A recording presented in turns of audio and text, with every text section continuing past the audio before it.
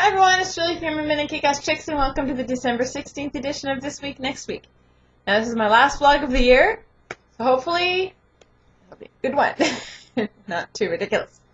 Let's start with balloons, like usual. I know I said I was going to maybe make a Santa balloon, and I decided against it, because he takes a little while, not that long, but, you know, a good 20 minutes probably, if I, to do him well, because I'm not used to him yet. And he uses up like 8, 9 balloons. I just didn't feel like making him. He's adorable though, so I did include a picture of him, the ones that I've made before. But anyways, for you guys, I made 2 of my new favorite Christmas balloons. Santa's adorable, but I think I like these even better, believe it or not. Jason asked for some balloons to bring to work, like Christmas-themed balloons. And I found those 2 and I learned them and they're like super easy and I love them. So the first one is Christmas wreath. Isn't it awesome? Like I love the bow. I love the bow. But yeah, this simple but really cool. And then the next one I think I like even more is the big giant king that I need to show you better. There it is. Can't figure it out. Anyways, bow again. Big candy cane, the twisty thing. He's super awesome, and he's it's the full length of the balloon, completely blown.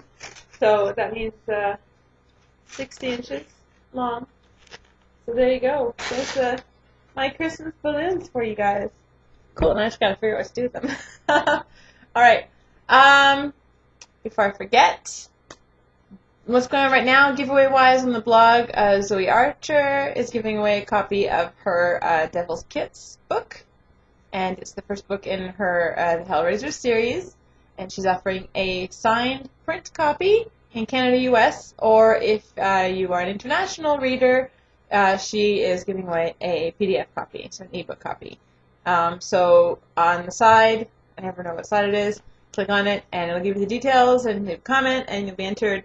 And I think I did that until Sunday. I need to double check, but I think it's till Sunday. Now, next week, I just want to say quickly, I am going to be taking a few days off. I'm pretty sure I could do it. The book I'm reading right now is 161 pages, and I'm about 30 pages in, and it's Friday. So if I can't actually get it read and reviewed by Wednesday, I have a problem. So I will have my regular question on Monday. Tuesday will be my regular review. I'll tell you what I'm reviewing in a sec. And Wednesday is this book that I'm reading now. I'm reviewing that one. And then I will be taking Thursday, Friday, Saturday, Sunday off. So I can A, catch up, B, celebrate Christmas with my family, and C, just work on the Authors After Dark stuff that I have starting the first week of January. Now that, I know I've been sort of talking about it, but I'm going to be doing a post about it. I think my first question of the year is going to explain what's going on with that, with the AD and the author spotlights and all that, and maybe give a tease some of the names. I haven't decided yet because some of the authors are backing out and some are new ones are coming, so I don't want to give a name and then find out that they're not interviewed anymore. But anyways, we'll see. I'll figure it out. But yeah, that'll be all part of my question. You guys will know what the heck I'm talking about and what to expect until the end of July. And other than that, yeah, so that's that. And then the week after, on the 26th, I'll have my question again. And then I have a pretty full week that week, but I'll be taking the weekend off. So the 30th and the 30th. When's the 1st? Is Sunday. So the 31st and the 1st off. So no posts on that weekend. Not like I really do anything. My kids usually go to my parents on New Year's Eve. And Jason and I have the evening to ourselves. So we usually get a bottle of cheap champagne, which is my favorite. I'm not a big drinker, so I actually don't really like the taste of alcohol. But if I do drink, it's usually like those cheap Bambino or that kind of thing, champagnes. Rent a movie or two, play like Scene It or some sort of really outdated game, and it's a fun evening. It's just us kind of doing like we used to before we had kids. But even then, we were more exciting than that. But I really look forward to it. I really look forward to our New Year's Eve. It's such a... we used to play Mario Party. Every year we'd play Mario Party. It's the only game I would play because there's a chance that I might win with Jason, because he's such a good gamer and I am, well, not at all. And I hate losing. and when you play against like a professional gamer, you know, like Jason's been playing since he was like this big, it's impossible to win. So those little mini games, there's a chance that I could win. So this used to be fun, and then they stopped putting them out, and then Jason broke his Wii, and then we do movies. I don't even know why I'm telling you guys this. Anyways, whatever. So basically, to say that on the vlog next week, I will tell you about the week after. 26th is my question. 27th is going to be my review of Touch of Power by Maria V. Snyder. It's the first book in her Healer series, and I really liked it. And the 28th, Maria is coming by for an interview, and she'll be giving away a signed, I believe, copy of her Touch of Power book, and that's open internationally, usually anyways, don't quote me, but usually she does that. She has a lot of readers in Australia and the UK, mostly in Australia. The 29th, I will be tackling my favorites of 2011, my favorite reads. I don't even try to do a top 10, but I do put them somewhat in order, especially my top 5, top 10 that I write in the list. Those are pretty much in order of what I found to be my favorite read of the year and so on. When you get past like 7 to 10, they're all pretty similar. They were just all books that blew me away that I wanted to put on the list, but I can't really figure out which is better. So yeah, the top 5, like if you'll see my number 1, number 2 there for sure, there's like my favorite book of the year and my second favorite book of the year, that kind of thing. So that will be coming up on the 29th. And no, I'm not coming up with resolutions this year because it's almost impossible to keep them. I don't even know if I'll go through and do a recap of my resolutions from this year because there's so much on there that I did not do or that I really thought I would want to, like read the Diana Gabaldon book, The Outlander? Not Outsider, it's The Outlander. And then, and do like Pride and Prejudice or something like all that. Then I look, it's like, I won't be able to. I have no interest in it. So why put myself through that? Maybe one day, but I don't think I'm going to actually mark it as a resolution again. So, wow, that's a whole lot of talking, and I haven't even shown a book yet. But I did name books. Does that count? Yeah. Oh, okay. Well, I might as well start from the very end. I mentioned the 29th isn't the faves of 2011. Well, the 30th I will have a review. That's Friday. I will have a review. I'll be reviewing this one. Nice Girls Don't Have Fangs. I read the series, and it's actually on my favorites page. I really, really liked it. And Molly Harper actually signed my books because I liked them that much. This was supposed to be 3 books, but she actually signed on and she wrote a 4th one. So Nice Girls Don't Bite Their Neighbors. It comes out February 28th. And because it's been a while since I've read these, I thought I would actually do a reread. So I will be doing one every 3-ish weeks, I think I have it scheduled. So book 1, I'll be reading that. Actually, I'll be reading it next. And the review going up on the 30th. So this should be interesting. Like, will I enjoy it as much as I did the first time?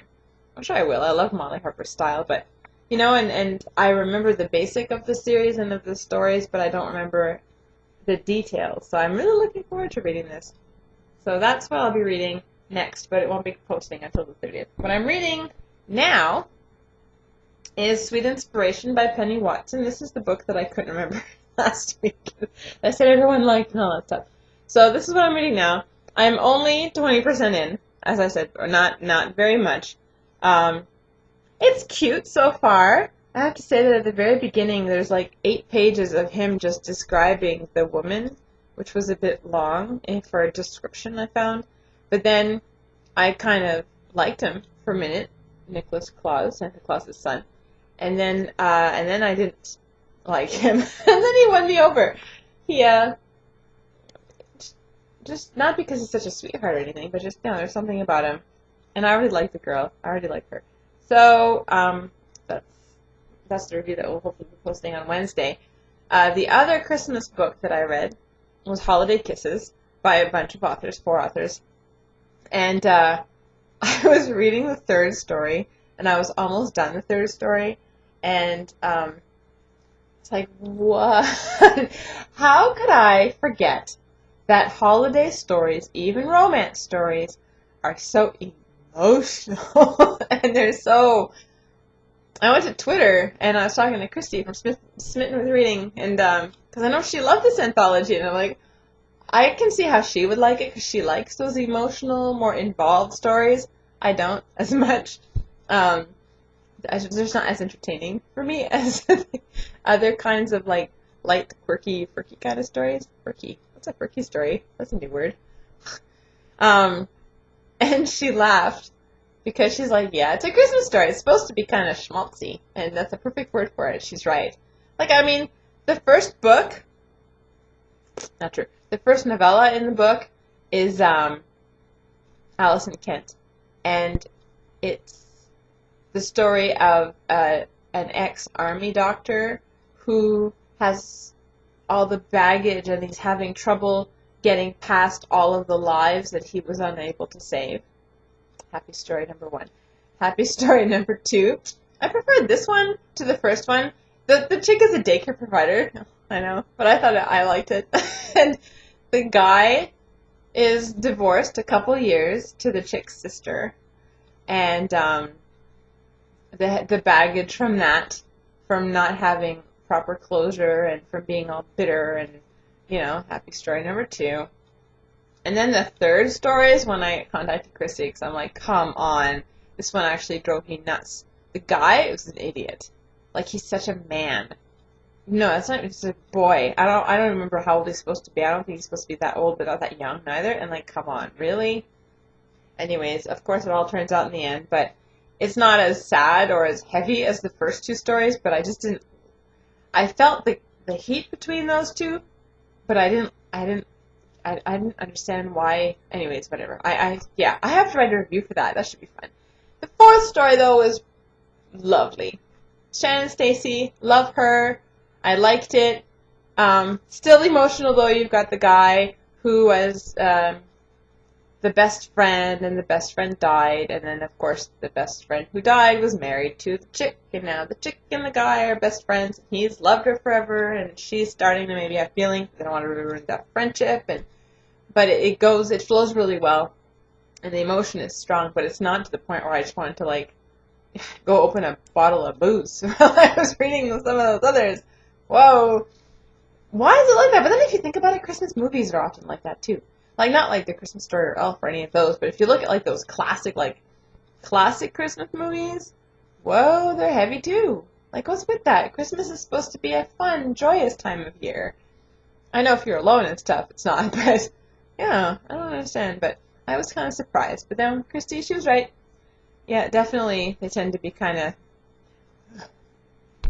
Anyway, so that's coming next week. And today, I posted my review for Secret Santa. Finally, you guys have to read that series. You have to read the series. It's amazing. And I think that's it. Jason just came upstairs. I want to say hi. No, they probably can't hear you. Alright, well, this weekend I'm doing my Christmas baking. And then my daughter has dance. 2 dance recitals on Sunday, and then we're going to my hometown to celebrate the first of many Christmas celebrations with my uncle and his family that come visit every year. They live about 6-7 hours ago. That's the place I usually go visit in July. So they're coming to town to do Christmas there. So, oh, for goodness sakes. Doing this in the background. I'm almost done. And they're napping. Don't make any noise. Love it when he's home. Yes, as I was saying, I think the Sunday is what really, for us, officially kicks off our Christmas season. Because next week there's going to be, like, school concerts and a supper after school, like at the school, and then we have a friend Christmas party, which is what the kids do, and then Christmas Eve is spent here, Christmas Day is spent at my family's house, Boxing Day is spent at Jason's family's house. So it's love it. I love our Christmas. I love our Christmas traditions and everything. It's awesome.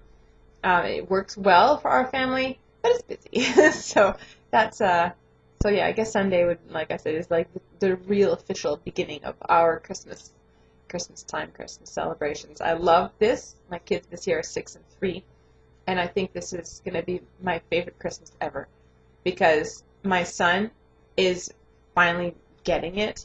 he's super excited, except Santa terrifies him. um, he went and sat on Santa's knee, and he didn't cry or anything. So I don't believe in putting a screaming kid on Santa's knee just for a photo op. But it's the first year that my son kind of was curious about it. So actually, when we went, he didn't want to. I'm like, oh, come on, you can do it. You can do it. So I picked him up, and then Santa's like, hey, how about Mommy sits on the knee right here and shows, you just show him that it's not so bad. And I'm like, no, not at all. No, thank you. I'm not sitting. Anyways, so he sat, and the picture's like, like it doesn't reach his eyes. But since then, he's a little nervous about Santa. He keeps double checking, make sure Santa's not going to go into his room when he comes to bring the gifts, which is funny. But no, he sees Christmas lights outside. He's pretty excited, so excited. The tree, just everything about Christmas so far has really excited my son. And of course, my daughter at school. And next week they have Red and Green Day, and then they have Wear a Christmas Decoration Day, and their Christmas concert, as I mentioned, and then Pajama and Silly Hair Day. Like it's a whole week of like super fun stuff. So that's helping her. And then here, just the little kids are working on the crafts for the surprise crafts for mommies and daddies for their gifts. I usually make the kids make a gift for the parents every year. So I think it's because of the spirit and how everyone is feeling. I think this will be my favorite Christmas ever. So until next year, anyways. So wow, that's a whole lot of talking about a bunch of stuff that you guys probably don't care about. But I'm done now. So yeah, so have a fabulous Christmas season and a wonderful New Year. And I'll be back vlogging on the 6th, I think it is, the Friday the 6th of January. And yeah, so you guys, hope you all have a safe and happy holiday season. And whatever you guys are planning for your weekend and for your holidays, hope you have a safe and happy one. So, I talked to you tomorrow.